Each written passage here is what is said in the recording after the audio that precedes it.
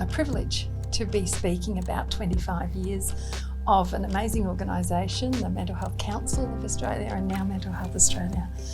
And it's delightful that we are sharing tonight with people who have been here on that journey at different parts of the journey. It's a great achievement for any NGO, particularly a national peak body, to reach 25 years. We should be really proud that we've gone for 25 years. I think we should be proud of the way that we've put mental health at the top of many governments' agendas. We have, for such a consistent period of time, really put the voice of lived experience at the heart of all the work we actually do. Certainly we've got a long way to go, but I think we can celebrate on an occasion like the 25th anniversary the fact that we have come a long way.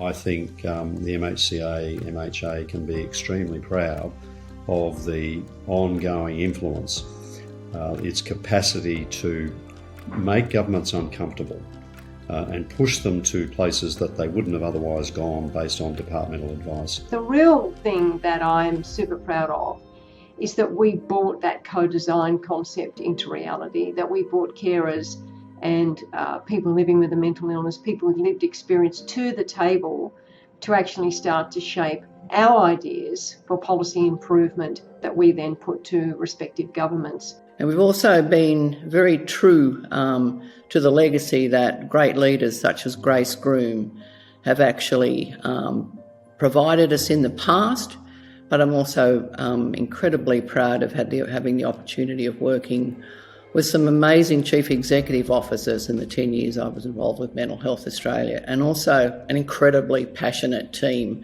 that really is committed to improving mental health outcomes. My colleagues in the Secretariat were unfailingly fun and diligent and passionate about mental health reform, and working with people like that year in, year out is actually a real privilege. Before the Mental Health Council was established, there was nothing like the awareness, the anti-stigma, the connection, the coordination between mental health services, and importantly the link between policy and governments as there is today with the Mental Health Council and Mental Health Australia. We were hands-on with the Mental Health Council, and that's why I can recall John McGrath as inaugural chair and Des Graham as inaugural CEO very warmly, very fondly in terms of the policy discussions and debates we would have around how this was going to work.